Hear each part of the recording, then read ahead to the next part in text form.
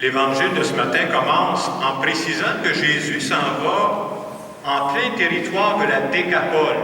Pour comprendre ce que ça veut dire, Jésus s'en va en plein territoire païen. Et c'est comme si l'Évangile veut nous faire comprendre que Jésus n'a pas peur, il n'a pas de crainte de rencontrer des gens différents de lui. Et vous comprendrez que dans la Décapole, les gens ne s'attendaient pas à rencontrer le Fils de Dieu. Mais on veut nous montrer que Jésus, c'est quelqu'un qui ne veut pas se laisser enfermer dans son petit monde de lui.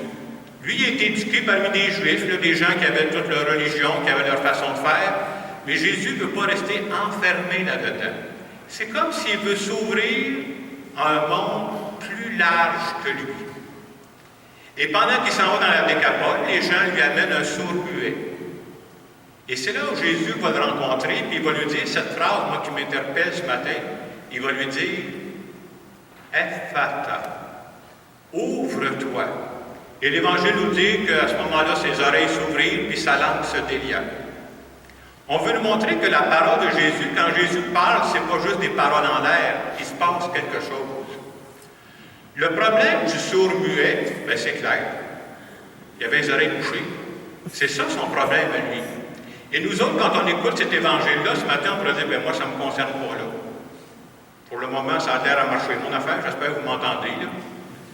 Mais l'Évangile veut nous dire, sans faire trop de jeu de mots faciles, notre problème à nous, le plus grave, c'est peut-être pas nos oreilles.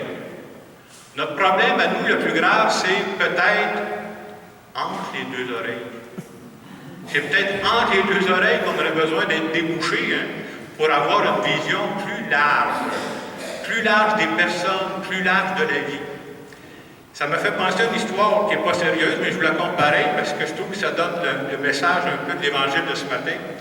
Vous avez connu Suzanne Lapointe qui faisait des numéros avec Jules de Tulipe. Elle contait cette histoire-là. C'est sûrement pas vrai, mais je la compte pareil. Je vais vous donner mon message après. Suzanne Lapointe, elle contait qu'une de ses amies de femme avait des problèmes avec ses oreilles. Elle entendait de moins en moins. Hey, c'est pas drôle, ça, quand tu perds l'ouïe. Hein, elle allait voir le médecin ne trouvait comme rien. Et finalement, ça a baissé, elle n'entendait presque rien. Le dernier médecin qui était allé voir, le médecin dit vraiment, c'est complexe votre problème. Il dit la seule solution que je verrais dans votre cas, ce serait de vous greffer 2 nouvelles oreilles.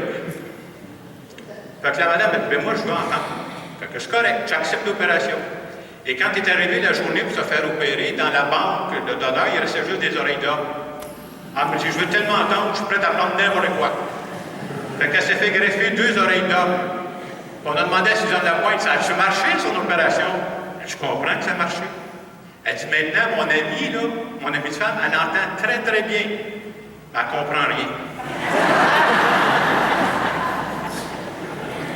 Ce que l'Évangile de ce matin veut nous dire, il se peut que nos oreilles soient très, très bonnes, mais qu'on soit complètement sourd à la détresse qui se vit autour de nous. Ça se peut aussi. Hein?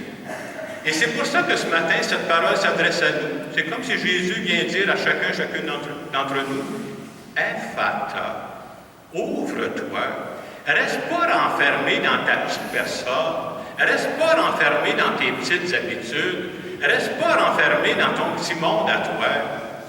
Ouvre-toi aux autres. Ouvre-toi à Dieu. » Vous savez, on veut tous être heureux, mais la réalité est que c'est impossible d'être heureux tout seul. Le jour où je vais être heureux, moi, c'est quand dans mon entourage, tout le monde va être heureux. J'ai besoin de ça. Et pour ça, ça demande une ouverture à l'autre. Ça demande une attention à l'autre. Ephata, ça me fait penser aussi que des fois, il faut s'ouvrir à des situations nouvelles dans notre vie. Des situations auxquelles je n'avais pas pensé, qui viennent me déranger. Ou d'autres fois, Ephata, ça veut dire aussi, reste pas renfermé dans une situation où quelqu'un t'a blessé. Vous savez, on est tous pareils. Hein? Quand on vit une déception ou que quelqu'un nous a blessés, mon premier réflexe, c'est je me retire, je m'enferme dans ma coquille, puis là, je me coupe des autres. Là. Et ça peut être correct comme première réaction. On est humain, il ne faut pas oublier ça. Et j'espère qu'une des choses à avoir la foi, c'est de dire j'accepte que dans ma vie, je ne me couperai jamais de mon cœur. Le jour où je vis juste dans ma tête, c'est impossible de vivre une relation avec Dieu. Là. Dieu, là, il faut qu'il rejoigne mon cœur.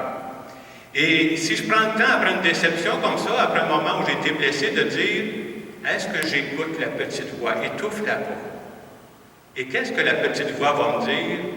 Ben, elle va dire, ouvre-toi à la vie. Ne reste pas enfermé dans ta coquille. Ne vis pas le reste de tes jours la rage au cœur. C'est terrible, ça, là. Et ça veut dire aussi, des fois, c'est exigeant. Va parler à quelqu'un. Va rencontrer quelqu'un, même si ça t'exige quelque chose, là. Parce que si tu le fais, c'est là où la vie peut repartir. Et des fois, on peut être surpris, hein, quand on fait ces démarches-là, non seulement la vie repart, mais on repart sur de nouvelles bases, et c'est là que la vie prend tout son sens. Et le contraire de ça, c'est que je reste renfermé chez nous. Et à ce moment-là, qu'est-ce qui arrive? La vie est bloquée. Et quand la vie est bloquée, la vie avec Dieu est bloquée. Nous autres, on croit à un Dieu qui nous parle par la vie. Si je m'enferme dans mon congélateur, moi, il ne me parlera pas, là. J'ai besoin d'être en contact avec ce monde-là. Cette semaine, si vous avez suivi un peu les informations, vous avez vu que le monde entier a été touché par cette photo de ce jeune Syrien de 3 ans là, qu'on a retrouvé noyé sur le bord de la plage turque. Et quand on voit des images désolantes comme ça, tu te dis, ah, tu ne peux pas faire semblant, tu ne peux pas te cacher, il faut s'ouvrir les yeux devant ça. Puis il faut se dire, je ne sais pas juste à seule image, vous avez peut-être vu le paquet de monde là, qui était repoussé. Hein. Moi, ce qui me frappait, je peux vous dire, j'avais l'impression qu'on poussait ce monde-là comme on pousse du bétail.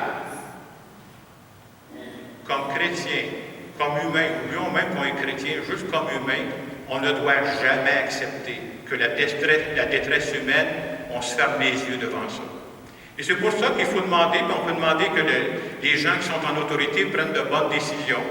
On peut demander au plan international, Dieu inspire ces personnes-là, parce que c'est vrai que c'est un problème complexe. Mais on ne peut pas fermer les yeux devant la détresse humaine. Je ne peux pas dire, ça ne me regarde pas. Et ce matin, je peux vous dire, j'ai écouté une nouvelle en déjeunant, j'ai trouvé ça beau, parce que rendu en Allemagne, il y avait des gens qui les attendaient, puis c'était marqué « Welcome ». Puis il y a des gens qui avaient fait une épicerie, là, puis ils disaient, regardez, en arrivant, ils leur donnaient des bouteilles d'eau, ils leur donnaient de la nourriture. J'étais content, mon cœur d'humain était plus content de voir cette partie-là. Mais une fois que je vous ai dit tout ça, il faut aussi être vigilant. Ce que je veux dire, c'est ceci. C'est très facile de se laisser toucher par des images qu'on voit à la télévision. J'espère qu'on va se laisser toucher. Mais en même temps, ça peut être très facile, pendant que je me laisse toucher par ce qui se passe à l'étranger, d'avoir les yeux et les oreilles fermés à la détresse qui se passe à côté de moi. On se fait tous prendre, puis moi le premier, là. À un moment donné, tu en as plein, hein? Tu as de la boue dans le toupette, même si je n'ai pas de toupette, moi, là. Tu as plein d'occupations, là. Et pendant que tu es occupé comme ça, ben, tu ne vois pas qu'à côté de toi, il y a des gens qui ont besoin d'aide. Ou d'autres fois, c'est encore pire. Tu le vois, mais, hein? Je ne m'entends pas faire semblant, je l'ai vu, parce que si je l'avais vraiment vu, ça suppose que ça va venir me déranger. Ça suppose que je vais être obligé de changer mon horaire. Mais être chrétien, c'est croire que Dieu me parle par la vie. C'est pas reposant d'être chrétien. On aurait été mieux de choisir d'autres choses, je pense. On croit à un Dieu qui nous parle à travers les événements de la vie. Puis je ne veux pas me boucher les oreilles, je ne veux pas me boucher les yeux. Puis chaque fois que je mets plus Dieu dans ma vie, il me rend plus sensible aux autres. Alors, c'est quelque chose que j'ai à développer. Alors, ce matin, à travers cette parole de Dieu, moi, je pense que Dieu vient dire à chacune d'entre nous, Ephata, ouvre-toi. Ouvre-toi à ta petite voix intérieure. J'espère que celle-là, on ne l'étouffera jamais. Puis Dieu parle délicatement, hein, il ne défonce pas de porte. Ouvre-toi à ta petite voix intérieure, puis Dieu va dire, va voir que je t'accompagne dans ce que tu vis. Je t'accompagne dans ce qui se vit autour de toi. Est-ce que je crois vraiment à ça? Est-ce que je sais pas, c'est des paroles de curé ou je ne sais pas trop quoi? Est-ce que je crois que Dieu est en train de me parler aujourd'hui, là, à travers ce qui se vit autour de moi? Si oui, il faut que je me laisse déranger. Alors ce matin, on va prendre un petit moment de silence en continuant cette célébration. Je vous invite à vous demander qu'est-ce que ça vient dire à mon cœur ce matin. Quand Jésus me dit « Ephata », ouvre-toi, à quelle situation de ma vie il peut faire référence? À quelle personne autour de moi il me demande de faire « Ephata », ouvre-toi? Je vous laisse quelques instants pour en parler avec Dieu.